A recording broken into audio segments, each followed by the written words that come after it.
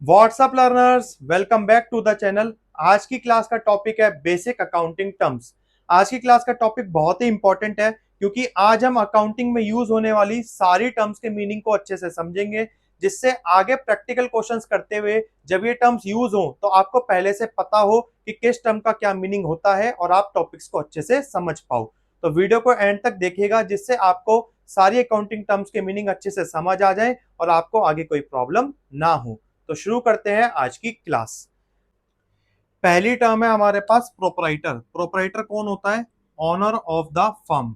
मालिक को प्रोपराइटर कहा जाता है। जैसे ए ने एक कैफे स्टार्ट करा तो ए इस कैफे का कहलाएगा ऑनर, यानी प्रोपराइटर। एंटिटी, बिजनेस एंटिटी क्या होती है? It is an economic unit which has a separate physical existence. जहां पर हम प्रोडक्शन करेंगे अपने प्रोडक्ट्स और सर्विसेज की मार्केट में सेल करने के लिए। ए का जो कैफे है वो इसकी बिजनेस एंटिटी है जिसकी एक सेपरेट एग्जिस्टेंस है। नेक्स्ट होता है बिजनेस ट्रांजैक्शन। ट्रांजैक्शन होता है एक्सचेंज ऑफ मनी, गुड्स और सर्विसेज। ए अपने बिजनेस को रन करने के लिए डेली बेस पर जिन भी चीजों का लेन देन करेगा उन सभी लेन देन को कहा जाता है ट्रांजैक्शन। जैसे कि ए ने अपने कैफे के लिए क्या करा? रॉ मटेरियल परचेज करा जाएगा। रॉ मटेरियल परचेज करते हुए वेंडर को पैसा दिया और रॉ मटेरियल परचेज कर लिया, तो ये लेन देन हुआ, तो ये एक ट्रांजैक्शन बन गई बिजनेस की। इसके बाद उस रॉ मटेरियल की प्रोसेसिंग करवाई जाएगी, तो स्टाफ को हम सैलरी देंगे जिससे कि वो हमें प्रोसेस करके हमारे फाइनल प्रोडक्ट्स बना करके दे। तो स्टाफ को सैलरी देना, सर्विसेज लेना, ये भी एक ट्रांजैक्शन बन जाएगी। इसके बाद हमारी जब फाइनल प्रोडक्ट्स बन जाएंगे तो उन फाइनल प्रोडक्ट्स को हम मार्केट में सेल करेंगे, तो सेल करके पैसा आएगा हमारे पास, तो ये भी एक ट्रांजैक्शन बन जाएगी। इस तरह से बिजनेस में कई डिफरेंट ट्रांजैक्शन होती है जहां पर लेन देन इन्वॉल्व होता है। एक डेबिट और एक क्रेडिट, मतलब कि आना जाना। एक चीज आएगी तो एक चीज जाएगी, उसे हम कहते हैं ट्रांजैक्शन। ट्रांजैक्शन हमेशा एक बिजनेस की फाइनेंशियल पोजीशन में चेंज लाती हैं। फाइनेंशियल पोजीशन में चेंज कैसे? जैसे हम परचेज जब करेंगे रॉ मटेरियल की तो हमारा कैश कम हो जाएगा और हमारे पास रॉ मटेरियल आ जाएगा। ऐसी जब हम सर्विसेज लेकर के सैलरी देंगे तो सैलरी हमारे पास से, कैश जाएगा हमारे पास से। ऐसे ही फिर हम जब गुड्स को, फाइनल प्रोडक्ट्स को अपने सोल्ड करेंगे मार्केट में, तो सेल करने पर पैसा आएगा हमारे पास और हमारे पास से हमारे प्रोडक्ट्स चले जाएंगे। तो ऐसे एक बिजनेस की फाइनेंशियल पोजीशन चेंज होती है हर ट्रांजैक्शन से।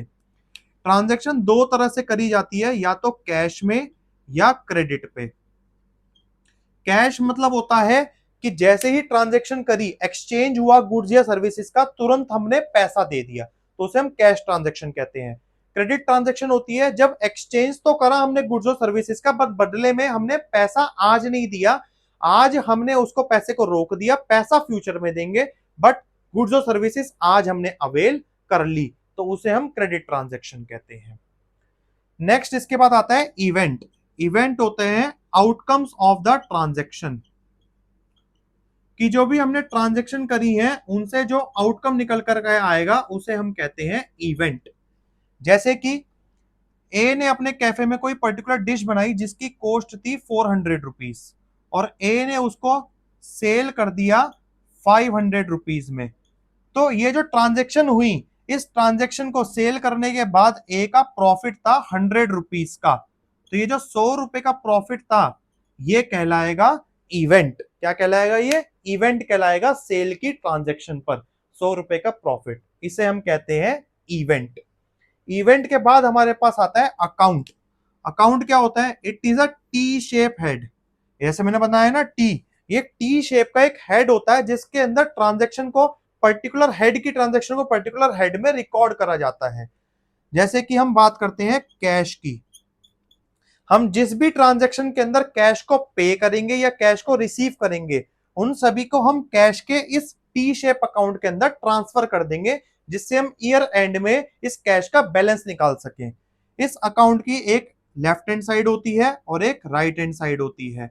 लेफ्ट हैंड साइड को डेबिट बोला जाता है, राइट हैंड साइड को क्रेडिट बोला जाता है। जैसे हम कैश की बात करें तो लेफ्ट हैंड साइड यानी डेबिट साइड पे कैश की सारी रिसीविंग रिकॉर्ड होगी। जैसे हमारे अलग अलग सोर्सेज से, कहीं से 1000 रुपीज कैश आया, कहीं से 500 आया, कहीं से 800 आया, और क्रेडिट साइड पर यानी राइट हैंड साइड पर इस कैश की आउटफ्लो, आउटफ्लो यानी कि जहां जहां हम कैश पे करके आए हैं वो रिकॉर्ड होगा। जैसे कि हमने कहीं पर 500 पे करा, कहीं पर 300 पे करा, कहीं पर 800 पे करा, जिससे ईयर एंड में हम इस कैश का बैलेंस पता कर सके कि इस पर्टिकुलर हेड के अंदर कैश में कितना बैलेंस बचा है। तो इसे हम कहते हैं अकाउंट। अब हम पढ़ते हैं आगे कैपिटल। कैपिटल क्या होता है? Amount invested by the owner in the business, कि ओनर बिजनेस में जो भी अमाउंट इन्वेस्ट करेगा उसे कैपिटल बोलते हैं। जैसे ए ने अपना कैफे स्टार्ट करने के लिए उसमें 10 लाख रुपीस की इन्वेस्टमेंट करी, तो ये ए की कैपिटल कहलाएगी बिजनेस के अंदर। ड्रॉइंग्स होता है amount withdrawn by the owner for his personal use. अगर ए अपने बिजनेस से अपने पर्सनल यूज के लिए कोई कैश निकाल लेता है या बिजनेस के प्रोडक्ट्स को यूज कर लेता है तो वो ए की ड्रॉइंग्स कहलाएंगी। नेक्स्ट आता है लायबिलिटीज। लायबिलिटीज होती है claims of amounts against the business, कि बिजनेस की देनदारी को हम कहते हैं लायबिलिटीज। अब ये देनदारी क्या होती है? बिजनेस में दो तरह की लायबिलिटीज होती हैं, internal and external. Internal liabilities के अंदर आता है हमारे पास कैपिटल एंड एक्यूमुलेटेड प्रॉफिट्स। अब आप कहोगे कैपिटल तो ओनर का अमाउंट है ना बिजनेस में, तो वो बिजनेस के लिए लायबिलिटी कैसे है, देनदारी कैसे है?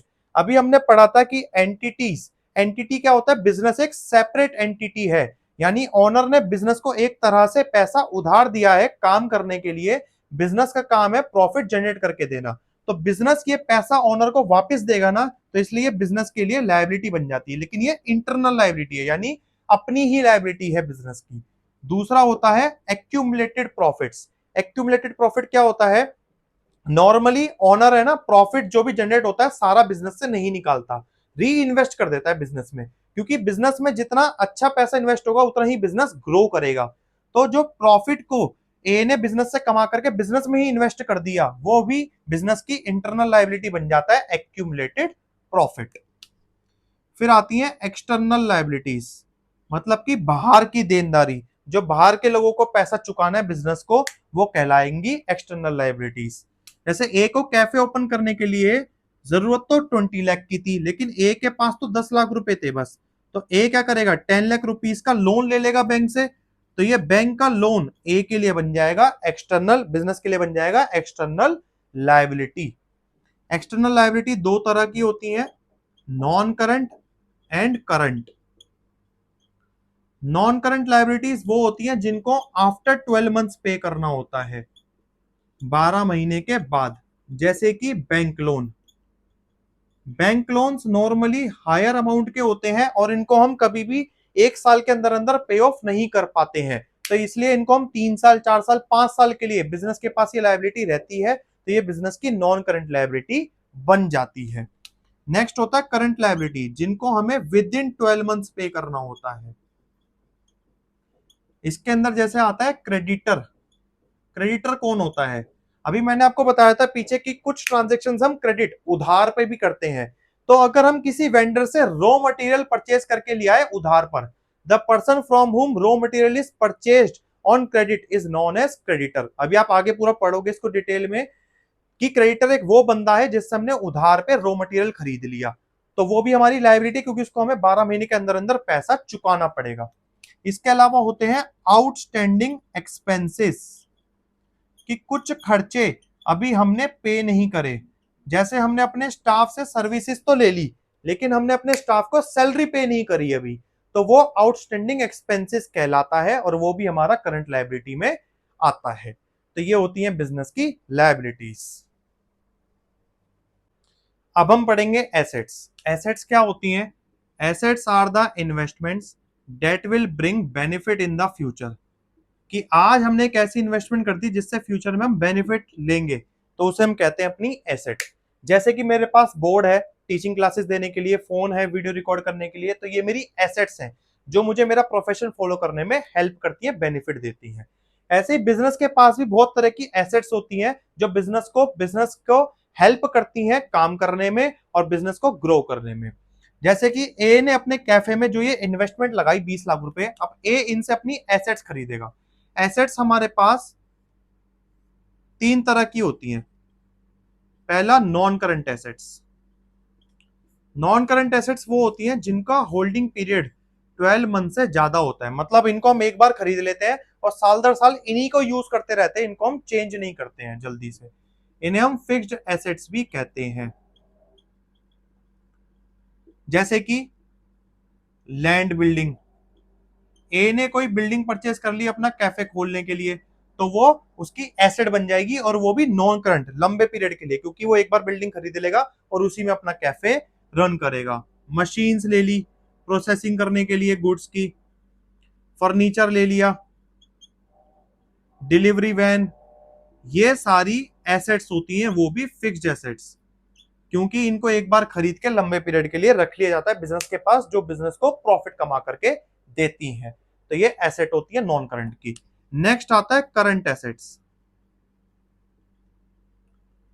करंट एसेट्स होती हैं जिनका holding period less than 12 months होता है, मतलब इनको हम जल्दी से जल्दी कैश में कन्वर्ट करने की कोशिश करते हैं, जल्दी से जल्दी रिलीज करने की कोशिश करते हैं, इनका बेनिफिट जल्दी उठा लेते हैं। इसके अंदर हमारे पास एक तो कैश आता ही है और बैंक बैलेंस, क्योंकि कैश और बैंक बैलेंस हमारी करंट एसेट है, डेली अप डाउन होता है इनका बैलेंस। हम कोई चीज परचेज करेंगे तो कैश कम हो जाएगा, सेल करेंगे तो कैश बढ़ जाएगा। इसके बाद यहाँ पे आते हैं हमारे डेटर्स। डेटर्स कौन होते हैं? The person to whom goods are sold on credit. हम अपना सामान जिस भी बंदे को उधार बेचेंगे वो हमारे बिजनेस का डेटर बन जाएगा, क्योंकि हमें उनसे पैसा लेना है और हम कोशिश करते हैं कि 12 महीने के अंदर अंदर हम इनसे पैसा कवर कर लें। इसके बाद यहां पे हमारे पास आता है स्टॉक। स्टॉक होता है the finish goods which are not sold. जो हमारे गुड्स तो हमारे पास बने हुए रखे लेकिन वो बिके नहीं है, फिनिश गुड्स भी होते हैं इसके अंदर। इसके अलावा रॉ मटेरियल भी होता है हमारी और प्रोसेसिंग भी होती है। तो ये सारे हम इनको कहते हैं स्टॉक, जो हमारा सामान बिका नहीं है अभी तक, तो ये भी हमारी करंट एसेट होती है। इसके बाद हमारे पास आते हैं फिक्टिशियस एसेट्स। फिक्टिशियस एसेट्स क्या होती हैं? दीज आर द लॉसेस, ये लॉस होते हैं that are written off in more than one accounting period, जिनको हम खर्च तो आज ही कर रहे हैं लेकिन हम इनको रिटर्न ऑफ अपनी बुक्स में करते हैं एक से ज्यादा सालों के अंदर। इसके अंदर हमारे पास आता है एडवर्टीजमेंट। एडवर्टीजमेंट बहुत ही बड़ा खर्चा होता है। अब एडवर्टीजमेंट एक, जैसे कि हमने करोड़ रुपीस में खर्चा कर दिया, अब उसको हम एक ही साल के, तो हम अपने इतनी तो हम रिवेन्यू अर्न ही नहीं कर पाएंगे, सेल कर ही नहीं पाएंगे कि हम उसको एक साल में ही उसको कवर अप कर सके। तो एडवर्टीजमेंट जो हमने एक बार में इतना बड़ा खर्चा करा, एक तो हम इसका बेनिफिट साल दर साल उठाते रहेंगे और इसका जो खर्चा होगा उसको हम हर साल के अपने प्रॉफिट में से धीरे धीरे टुकड़ों में डिडक्ट करते रहेंगे। तो इसलिए ये बन जाती है हमारे पास फिक्टिशियस एसेट, कि एक बड़ा अमाउंट का खर्चा कर दिया, उसका बेनिफिट तो उठा ही रहे हैं और उसके पैसे को भी धीरे धीरे डिडक्ट कर रहे हैं अपने प्रॉफिट में से। तो ये होती है एसेट्स। अब हम पढ़ते हैं एक्सपेंसेस। एक्सपेंसेस क्या होते हैं?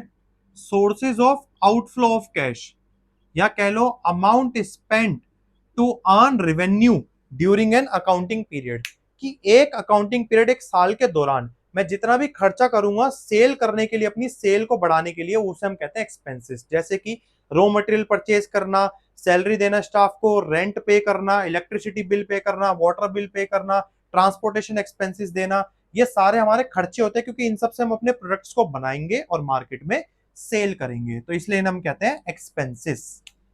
मोर ओवर एक्सपेंसेस और भी दो तरह के होते हैं, outstanding expense and prepaid expense. Outstanding expense क्या होते हैं? Expenses due but not paid, and prepaid expenses होते हैं पेड इन एडवांस। इसको एक एग्जांपल से समझो। जैसे हमारे पास एयरटेल है, इंटरनेट सर्विस प्रोवाइडर, वो क्या करता है, दो तरह के प्लान देते हैं, पोस्टपेड और प्रीपेड। तो पोस्टपेड हमारे लिए आउटस्टैंडिंग एक्सपेंस है, जिसके अंदर हम सर्विसेज को पूरे महीने यूज करेंगे और मंथ एंड में बिल पे करेंगे, कि हम सर्विसेज तो आज ले रहे हैं लेकिन पैसा बाद में देंगे उसका, तो वो आउटस्टैंडिंग एक्सपेंस हो जाता है। प्रीपेड नेटवर्क उसका प्रीपेड एक्सपेंस हमारे लिए, कि हम आज पैसा दे देते हैं फिर हम सर्विसेज बाद में उठाते हैं पूरे महीने की, तो वो प्रीपेड एक्सपेंस हो जाता है। तो एक्सपेंसेस हो गया आउटफ्लो ऑफ कैश। रेवेन्यू होता है इनफ्लो ऑफ कैश, जहां से पैसा आएगा मेरे पास ड्यूरिंग एन अकाउंटिंग पीरियड, एक पूरे साल के दौरान। एक अकाउंटिंग पीरियड के लेना होता है। एक्सपेंसेस भी एक ईयर के होते हैं, जिस ईयर के बारे में हम बात कर रहे हैं, जैसे हमारा ईयर चल रहा है इस समय 2025 टू 26, ऐसे ही रिवेन्यू भी हमें उसी साल का देखना होता है कि उस साल कितना रिवेन्यू आ रहा है। रिवेन्यू कैसे कैसे आता है हमारा, सेल ऑफ प्रोडक्ट और सर्विसेज, जो हमने प्रोडक्ट और सर्विसेज बनाई है उसकी सेल करके हमारे पास पैसा आएगा, जिसे हम कहते हैं सेल्स रिवेन्यू। इसके अलावा हमारे पास एडिशन में, जैसे हमारे पास कोई बिल्डिंग स्पेयर थी, उसको हमने रेंट पे चढ़ा दिया तो रेंट रिसीव होगा। हमने किसी को लोन दे दिया तो हमारे पास वहां से इंटरेस्ट रिसीव होगा। ऐसे हमने किसी कंपनी के शेयर खरीद लिए, वहां से डिविडेंड आएगा। तो ये एडिशनल इनकम भी रहती है, एडिशनल रेवेन्यू पे जाते हैं। तो ये होते हैं एक्सपेंसेस और रेवेन्यू एक ईयर के। अब हम पढ़ते हैं इनकम। इनकम होता है excess of revenue over expenses, कि रेवेन्यू में से जब हम एक्सपेंसेस माइनस करते हैं तो हमारे पास आती है इनकम। अब आप कहोगे सर प्रॉफिट भी तो यही होता है। नहीं, बट प्रॉफिट के अंदर थोड़ा चेंज है कि प्रॉफिट ईयर एंड में निकलता है total income minus total expenses करके, कि पूरे साल की पूरी इनकम में से हम पूरे एक्सपेंसेस को जब माइनस कर देते हैं तो हमारे पास आता है प्रॉफिट। इनकम को हम at a point of time देखते हैं, जिसके अंदर हम रेवेन्यू के साथ साथ हम एडिशनल इनकम्स भी ले लेते हैं। तो ये थोड़ा डिफरेंस होता है इनकम में और प्रॉफिट के अंदर। प्रॉफिट पूरे ईयर के एंड में निकलता है। नेक्स्ट आता है गेन। गेन भी प्रॉफिट्स ही होते हैं, बट ये प्रॉफिट्स कैसे होते हैं, that are incidental to the business. Incidental मतलब कि ये बिजनेस के नॉर्मल ऑपरेशन से नहीं हो रहे, कभी कभी होंगे बिजनेस को। जैसे कि हमने फिक्स्ड एसेट्स खरीदी थी, लैंड बिल्डिंग की, प्लांट मशीनरी और फर्नीचर, उसको जब हम 5 साल 10 साल बाद बेचने गए तो उसमें हमें थोड़ा प्रॉफिट हो गया। अब ये प्रॉफिट नॉर्मल बिजनेस एक्टिविटी से तो नहीं हो रहा, हमें एडिशनल में कभी कभी हो रहा है, तो इसलिए हम इनको कहते हैं गेन्स। ये गेन्स भी हमारे जब हम प्रॉफिट कैलकुलेट करते हैं तो इनकम में ऐड हो जाते हैं। नेक्स्ट आता है लॉसेस। एक तो लॉसेस का नॉर्मल सा मीनिंग समझ में आता है कि अगर एक्सपेंसेस हमारे ज्यादा होंगे और इनकम हमारी कम होंगी तो हमें लॉस होगा, ये तो नॉर्मल बिजनेस का लॉस हो गया।